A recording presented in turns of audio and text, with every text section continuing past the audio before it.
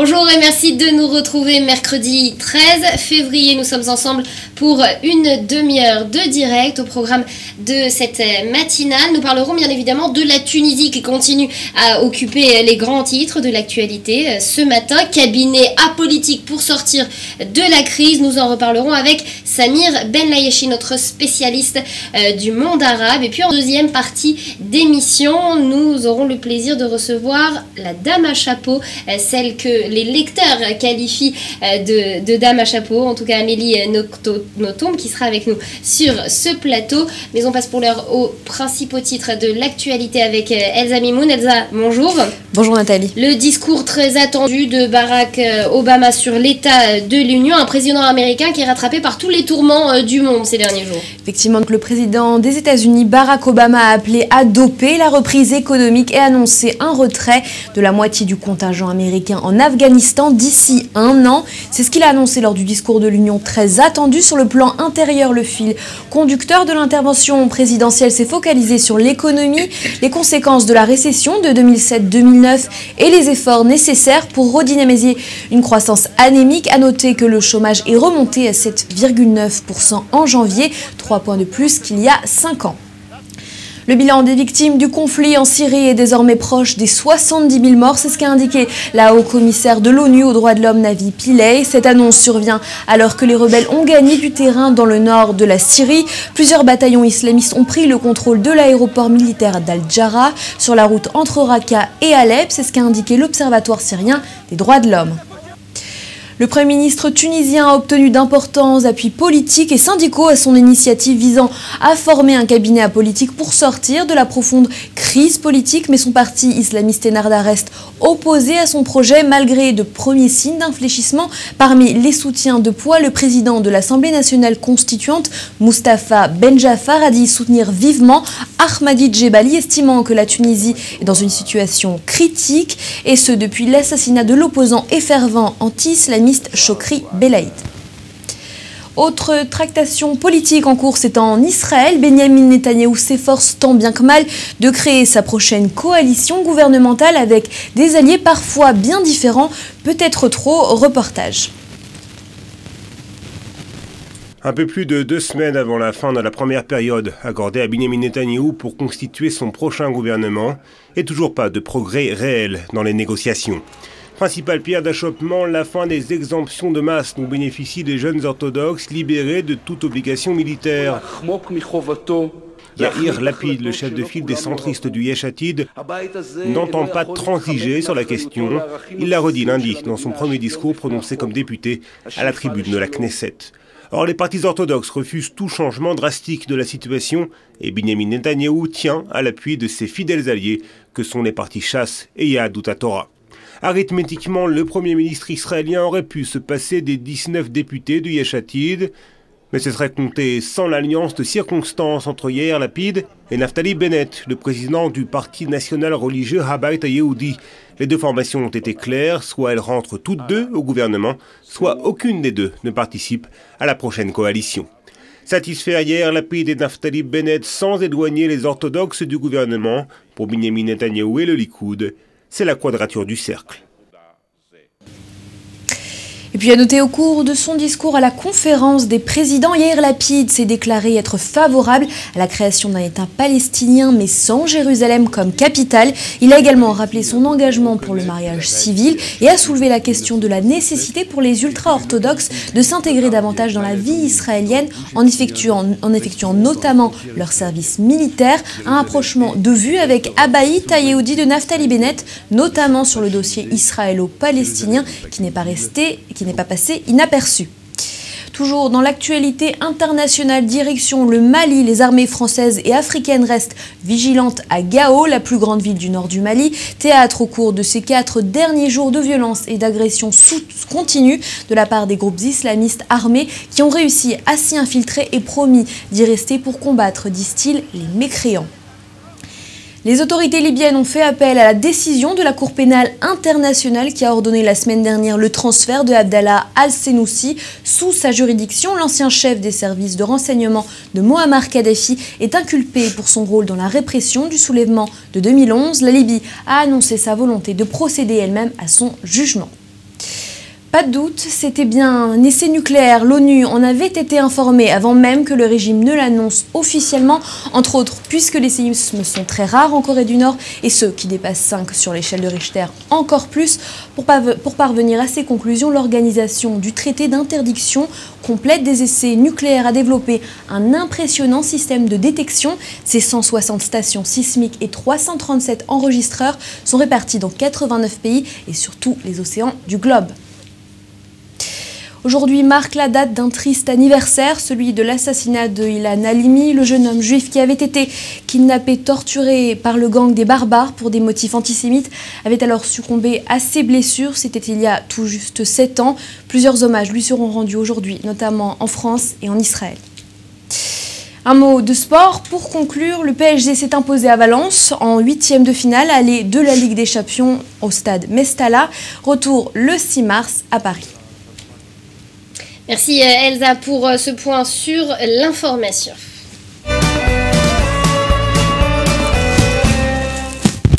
Et nous en parlions donc dans ce flash, la Tunisie qui s'enfonce dans une crise politique et sécuritaire dont on ne voit pas à la fin. Un cabinet apolitique pour sortir de la crise, c'est le prochain défi qui semble se présenter à la Tunisie. Samir Benlayachi, bonjour. Bonjour. Alors le défi aujourd'hui du gouvernement des frères musulmans, c'est bien de montrer en quelque sorte qu'ils sont capables de consolider leur pouvoir politique. Et consolider leur pouvoir politique, ça veut tout simplement dire finalement d'être capable de montrer en tout cas qu'ils sont capables de former une alliance suffisamment solide entre islamistes et laïcs. Est-ce que vous pensez qu'ils vont y parvenir? Surtout, ils doivent convaincre les laïcs, les gens qui ont perdu confiance dans les islamistes. Parce que ce qu'on est en train de regarder maintenant, c'est que ces islamistes, les jeunes laïcs qui ont voté pour les islamistes, ils veulent regretter un petit peu leur vote. C'est-à-dire, aujourd'hui, on parle d'une thèse un petit peu intéressante, pour moi y compris. On dit s'il y a des élections, les islamistes ils pourraient pas emporter les élections. Ça veut dire en d'autres termes que la population tunisienne regrette les élections qui ont eu lieu. La population, c'est-à-dire les gens qui ont voté. D'abord, il faut. Moi, j'aimerais bien dire quelque chose. En Tunisie, les gens qui ont fait la révolution, les jeunes qui se sont tués, ils n'ont pas voté. C'est-à-dire ils avaient du mal à convaincre les jeunes d'aller voter parce qu'ils ont peur, ils n'ont pas confiance dans le système, dans l'establishment politique. Donc, ils n'ont pas été donc, ils votés. n'ont pas fait porter leur voix au moment des élections. Non, donc c'est pas un raz-de-marée électoral, c'est vraiment une minorité. C'est-à-dire sur les 11 millions, presque 11 millions de Tunisiens, il y a à peu près 1 seul million de Tunisiens qui ont voté pour le parti Nahda. Mais alors aujourd'hui, Samir, pour restaurer cette confiance que vous dites que les Tunisiens ont perdue, il y a une initiative du Premier ministre, c'est de créer un gouvernement de technocrates. Est-ce qu'il va y parvenir? Est-ce qu'il va réussir à mettre en œuvre ce projet dont il a le dessein? Oui, par exemple, le gouvernement de technocrates, logiquement, ça pourrait marcher parce que ça pourrait régler les problèmes. Le problème, c'est que ces technocrates, ce sont les technocrates qui ont géré le pays sous Ben Ali. Donc, les laïcs, ils sont contre le gouvernement technocrate parce que ça fait... on va voir des gens de l'ancien régime qui reviennent sur scène. Une marche arrière pour la Tunisie. Bien sûr, une marche arrière, même un coup de grâce pour la révolution. Et les islamistes, bien sûr, ils sont contre ce gouvernement parce qu'ils vont renoncer au pouvoir, au poste politique que les élections leur a donné. Il faudrait encore, pour arriver à stabiliser la situation tant politique que sécuritaire dans le pays, il faudrait encore que les islamistes eux-mêmes, à l'intérieur même de leur section, de leur parti, s'entendent. Écoutez, les islamistes, quand on dit islamistes, il y a les salafistes. Et puis, il y a les islamistes qui sont au pouvoir. Et entre eux, il y a une alliance tacite.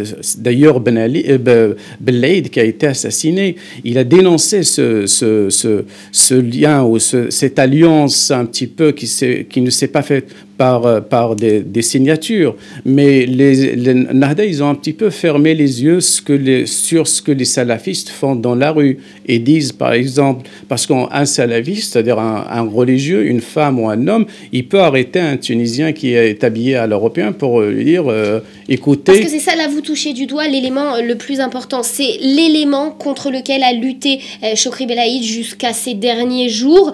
C'est cette prise de pouvoir des salafistes et puis finalement aucun moyen légal de lutter contre cette prise de pouvoir. Parce que les Tunisiens de la rue, ils disent, à l'époque, on avait peur des policiers, soit des policiers en civil, soit en uniforme. On sait qu'on avait affaire à des policiers.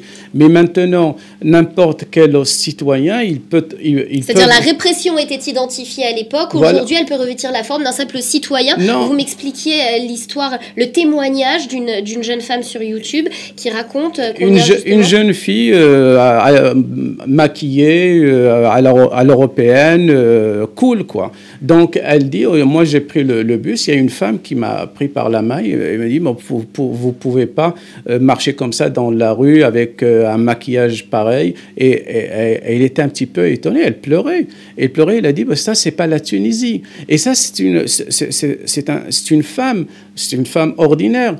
C'est un témoignage au quotidien. Est-ce que ça veut dire, Samir, qu'aujourd'hui, le parti salafiste, les islamistes sont bien plus puissants que ce qu'on veut bien nous faire croire? Voilà, les salafistes, c'est pas un parti. Les salafistes, ce sont des citoyens c'est-à-dire c'est monsieur tout le monde qui, parce que la Nahda est au pouvoir, eux, ils croient qu'ils ont le pouvoir, une légitimité de gouverner, une légitimité de donner des conseils, une légitimité de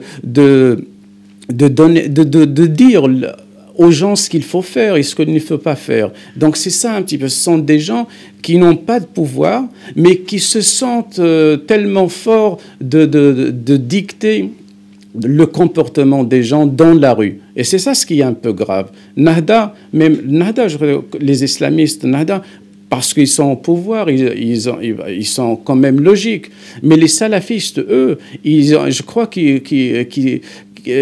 Nahda, il est en train de perdre un petit peu la maîtrise de la chose parce que ces gens-là n'ont pas d'adresse. On ne peut pas les contrôler. C'est vraiment monsieur tout le monde qui dirige la rue. Ça, c'est un petit peu nouveau. Les Tunisiens ne connaissent pas de telles situations. Est-ce qu'on peut, si on regarde un petit peu la situation dans tout le monde arabe, on se rend compte qu'en Tunisie, comme vous le dites bien, on a l'impression que tout est permis finalement aux islamistes. C'est un peu ce que veut faire croire également Ennahda, un peu à l'image de la tentative de Mohamed Morsi en Égypte de prendre d'un coup tous les pouvoirs par décret. Est-ce qu'il faut voir dans cette initiative une fâcheuse tendance de ces mouvements islamistes modérés?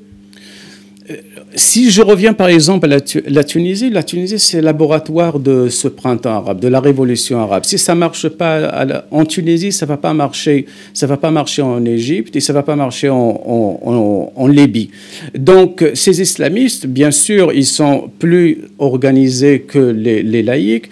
Et donc quand ils arrivent au pouvoir par les élections, ils croient qu'ils sont là par les élections, c'est-à-dire d'une façon légitime, ils peuvent tout faire. Et c'est ça un petit peu le problème. C'est-à-dire il y a l'idée démocratique et n'est pas comprise comme il faut. C'est-à-dire ils oublient qu'il y a à peu près 49% qui n'ont pas voté pour eux. Et même s'ils étaient élus, ils ne peuvent pas tout faire. C'est-à-dire la démocratie, c'est pas parce qu'on est élu, on peut tout faire. Et donc, si on est élu, ils disent, on peut gérer le pays comme on veut. Et c'est ça un petit peu. Ça m'amène à une autre question et on conclura là-dessus. Finalement, est-ce que l'islamisme modéré et la démocratie ont une chance de s'entendre dans le futur en Tunisie? Mais on voit également, et on va en reparler, on en a un exemple en Turquie par exemple. Oui, l'islamisme modéré, bien sûr. L'islamisme modéré, ça fait 50 ans qu'on essaye de faire cette alliance, ce équilibrisme, si vous voulez, et c'est-à-dire sur le terrain, ça marche pas. Donc ces gens-là, ils doivent comprendre qu'ils sont musulmans, mais en même temps, il y a des comportements qui ne sont pas apparemment musulmans et qu'on doit accepter. C'est-à-dire, et là, je parle de la sphère publique. C'est-à-dire, on doit libérer la sphère publique où les gens, les hommes et les femmes peuvent s'embrasser. Donc, que les Tunisiens, de façon générale, acceptent que religion d'État est à distinguer d'État religieux. C'est ça ce à quoi il faut tendre. Voilà, c'est-à-dire les gens ils te disent on ne veut pas devenir quelque chose d'autre, c'est notre culture. L'islam, c'est pas notre religion, c'est notre culture. Et le gouvernement dit que l'islam, c'est notre loi, c'est-à-dire c'est notre constitution, c'est la source de notre loi. Il y a ce décalage entre la façon dont les jeunes, la population jeune voit les choses et l'État qui voit dans l'islam pas seulement une culture, mais une religion de l'État. Et c'est ça un petit peu, un distinguo primordial à faire pour évoluer, le défi futur pour ces différents pays qui ont donc été sous l'ébullition du printemps arabe. Merci Samir de ces détails et de ces explications.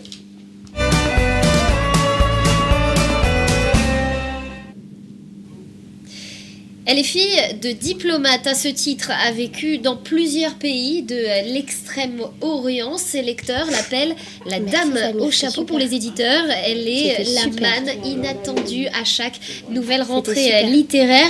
Amélie Nothomb bat son cœur au Japon, mais écrit en français. Elle le dit elle-même, elle publie 3,7 romans par an. Le chiffre est très précis. On l'accueille ce matin. Amélie Nothomb, bonjour. Bonjour Nathalie. Merci de nous faire l'honneur de vous rendre sur le plateau de la matinale de Guisen TV. Vous êtes actuellement en Israël dans le cadre de la foire internationale du livre qui se tient à Jérusalem. Alors vous avez beaucoup écrit, beaucoup publié, on entend parler de vous dans les médias. Il y a un seul livre dont vous avez avoué finalement avoir voulu être l'auteur, c'est la Bible. Est-ce que c'est une inspiration pour vous? Écoutez, c'est un des livres dans lesquels j'ai appris à lire et on ne peut pas dire que ce n'est pas un énorme livre. C'est un livre inoubliable, avec des caractères forts et des situations scandaleuses dont on sort bouleversé. Donc voilà exactement le genre de livre que j'aimerais écrire. Alors comme vous avez pu le constater, je suis loin du compte, ne serait-ce que pour les dimensions. J'écris de tout petits livres alors que la Bible est un livre énorme. Est-ce que finalement pour vous, l'écriture, vous en parliez dans certaines interviews, l'écriture aide à trouver pour les gens, pour tout un chacun, un sens à sa vie? Est-ce que c'est votre but à chaque fois que vous écrivez un livre? C'est en effet d'abord une recherche de sens. Nous sommes tous en vie, mais on est tellement tous dans l'immédiateté qu'il est terriblement difficile de trouver un sens à tout ça. Et pour moi, l'écriture, c'est aussi ça. C'est un approfondissement du sens, aussi bien du sens de ma vie que du sens de la vie des autres. Si mes lecteurs peuvent, après avoir lu mes livres, se dire que leur vie a peut-être un sens, alors là, ma fierté est sans borne. Alors, est-ce qu'aujourd'hui, Amélie Nothomb, être en Israël, ça revêt pour vous un caractère particulier? Est-ce que vous avez senti, en arrivant ici, vous m'avez dit juste avant cette interview, qu'il y avait quelque chose de particulier? Quoi exactement? Jérusalem, c'est la ville d'où vous venez juste... Hier, ce matin, j'étais encore à Jérusalem. Il y a vraiment quelque chose là-bas. Bien sûr, je m'y attendais. J'ai lu la Bible quand j'avais 3 ans. Donc, allant à Jérusalem, je me dis, c'est le lieu des origines. C'est ici que tout a commencé. Eh bien, j'avais très peur d'être déçue, parce que quand on attend quelque chose d'énorme, la réalité est rarement de même dimension. À quel niveau vous attendiez quelque chose d'énorme? Au niveau religion purement, ou aussi au niveau de la culture? Franchement, au niveau de l'inexplicable, vous savez ce que dégagent les lieux, ce que disent les pierres, ce que disent les regards dans la rue. Et ce que disent les lieux, ce que dit ce lieu-là, Jérusalem, est énorme. On le sent partout. C'est vrai que les pierres vous disent quelque chose et c'est vrai que l'accueil... Elles vous ont parlé, les pierres, elles vous ont dit quoi? Eh bien, on est là depuis longtemps et on va être encore là très très très longtemps. Quant aux gens, bon, j'ai l'habitude d'être plutôt bien accueillie où que j'aille, mais je n'ai jamais été aussi bien accueillie. C'est pas seulement que les gens sont accueillants et chaleureux, c'est que les gens veulent vraiment que vous soyez heureux et ils y mettent les moyens. Hein. Ils sont exceptionnellement gentils et chaleureux. Et ça tombe bien parce que je suis très heureuse d'être là. Donc je n'ai jamais sur Terre été aussi bien accueillie qu'ici. Des compliments que les Israéliens recevront avec plaisir. On revient sur le domaine du mystique qui vous est cher. Est-ce que vous croyez en Dieu ou finalement plus en la quête de Dieu? Je suis une vraie mystique, c'est-à-dire que j'appartiens à une famille qui est très religieuse. En Belgique, la famille Nothomb a toujours été la famille catholique qui représente le parti catholique dans une conception très étroite. Vous savez, très 19e siècle, les couples qui ne sont pas mariés sont considérés comme vivant dans le péché. Alors cette vision-là de la religion ne me plaît pas beaucoup, donc je ne peux pas dire que je m'y reconnaisse. En revanche, le bon côté de cette éducation, c'est que ça m'a fait lire la Bible, qui est un livre certainement très intéressant. Donc je me décrirais plutôt comme une mystique sans religion. Mais même en étant une mystique sans religion, Jérusalem est une ville très significative. Est-ce que ça pourrait être pour vous une source d'inspiration? Est-ce que je sais que vous écrivez parfois quand vous êtes en déplacement, vous commencez certains de vos ouvrages. Est-ce qu'un ouvrage pourrait être débuté ici, un carnet de route que vous auriez commencé à écrire? Alors, je n'ai pas commencé un carnet de route en Israël pour la simple raison que je suis déjà violemment enceinte d'un autre livre, donc là je suis sur cette grossesse-là. Mais vous savez, j'ai cette faculté de tomber enceinte de nouveaux livres quand je n'ai pas fini l'accouchement des précédents cas de fécondité tout à fait exceptionnels. Donc je ne peux rien vous promettre, mais je sais que Jérusalem pourrait bien être le genre de lieu dont je tomberai enceinte. Alors on parle beaucoup d'Israël, Jérusalem, Dieu. Est-ce que vous avez le sentiment qu'en tant qu'auteur, en tant qu'écrivain, c'est important de se positionner, d'avoir un engagement qui pourrait parfois revêtir des angles politiques ou religieux? Est-ce que c'est un chemin vers lequel vous aimeriez tendre au fur et à mesure de votre carrière? C'est évidemment une idée très séduisante, mais là il faut être très prudent. Je suis un écrivain qui a beaucoup de succès, donc le risque est grand, surtout quand on a des jeunes lecteurs, que ces jeunes lecteurs vous prennent pour un gourou. Or, moi, tout ce que je suis, c'est un écrivain. Bien sûr, je suis aussi une citoyenne, je m'intéresse à l'état du monde avec des indignations simples, mais je n'ai évidemment pas, moi, Amélie Nothomb, la solution aux graves problèmes de la planète, telle que la paix dans ce beau pays. Donc, bien sûr, ça m'intéresse, et bien sûr que je suis pour la paix en Israël. Mais donc, même s'il y a de nombreux auteurs, de nombreux philosophes qui se positionnent sur ce sujet, vous préférez rester en retrait pour Je reste un petit peu en retrait parce que je n'en sais pas assez, et que si c'était moi qui avais la solution, je pense que ça se saurait. Et on espère que vous nous l'auriez donné. On va s'attarder sur une autre partie de votre vie. Certains considèrent que vous avez une certaine rigueur dans votre travail. Il faut le dire à nos téléspectateurs qui ne le savent pas forcément, mais vous vous astreignez tous les jours à un rigorisme particulièrement important. Est-ce que vous pouvez nous dire tous ces petits éléments de la vie quotidienne qui font finalement votre succès aujourd'hui ? Eh bien, je suis un écrivain complètement obsessionnel. J'ai besoin profondément d'écrire tous les jours, sans aucune exception, même quand je suis malade, même quand je suis en deuil, même quand je suis en déplacement ou en décalage horaire, un minimum de 4 heures par jour, avant toute autre chose. Et en plus, j'ai besoin que ces heures aient lieu très tôt, parce qu'il y a une énergie particulière qu'on peut capter quand on se réveille trop tôt le matin. Donc je me réveille tous les matins, sans exception à 4 heures, parfois plus tôt, jamais plus tard. Et de 4h à 8h du matin, j'écris d'arrache-pied. Alors, ce n'est pas du tout dans ma nature. Hein. Moi, normalement, à 4h du matin, j'ai envie de dormir, comme tout le monde. Donc, pour me donner l'énergie d'écrire à cette heure inhumaine, je me prépare, dès que je suis levée, un demi-litre de thé beaucoup trop fort. Le thé, ce fameux thé. Ce fameux thé. Ce sont des thés, de préférence du thé du Kenya, parce que c'est le plus fort du monde. Il n'est pas très bon, mais ce n'est pas ça que je recherche. Donc la recette est la suivante. Moitié poudre de thé, moitié eau. On obtient une espèce de boue que je filtre et j'en bois un demi-litre à jeun, comme ça, d'un seul trait. C'est très mauvais. Mais ça fait exploser mon cerveau et ça me donne une énergie phénoménale. Après, je commence à trembler parce que je suis pleine de théine et je me jette tout de suite sur mon cahier parce que je ne possède pas d'ordinateur. Je suis complètement préhistorique.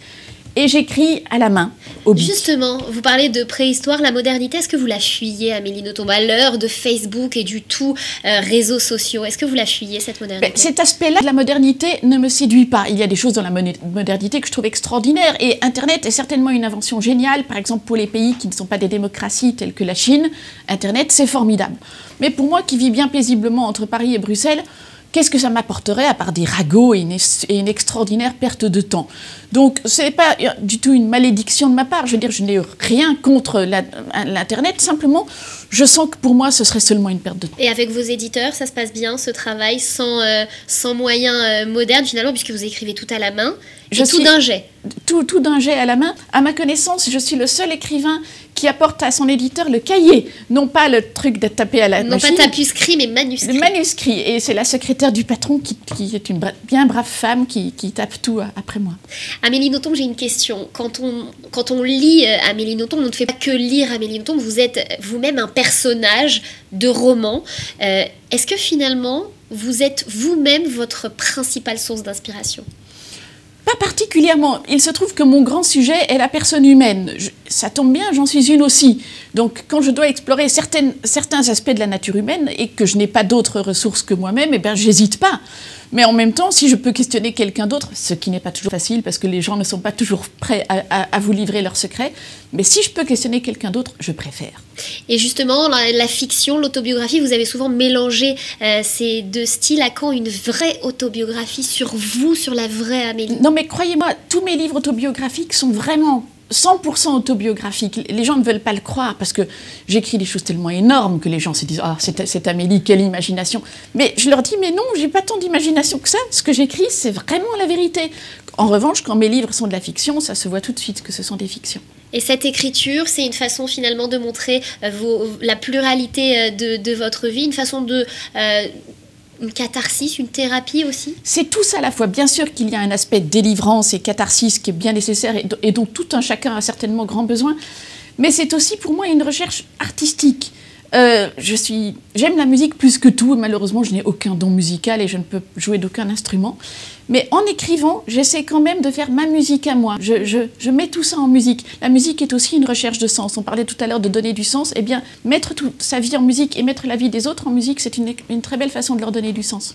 La vie des autres, donner un sens à la vie des autres, c'est également votre recherche. Quand on vous sait très proche de vos lecteurs, on sait que vous menez une espèce de relation épistolaire particulièrement dense avec certains de vos lecteurs et sur la continuité. C'est un vrai engagement pour vous?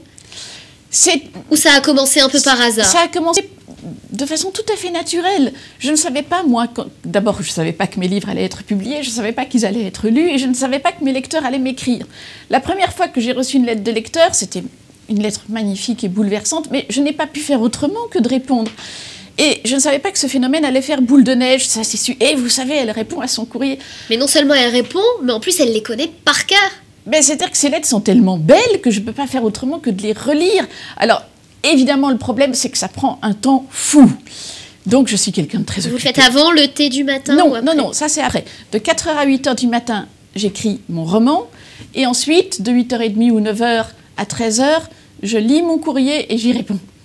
Donc une actualité bien chargée. Est-ce qu'on peut avoir un indice sur un prochain roman qui se profile? Alors, vous allez me trouver odieuse, mais avec toute la sympathie que j'ai pour vous, tout ce que je peux vous dire, c'est que mon prochain roman paraîtra à la date habituelle, mais je n'ai pas le droit de vous dire un mot de plus à son sujet.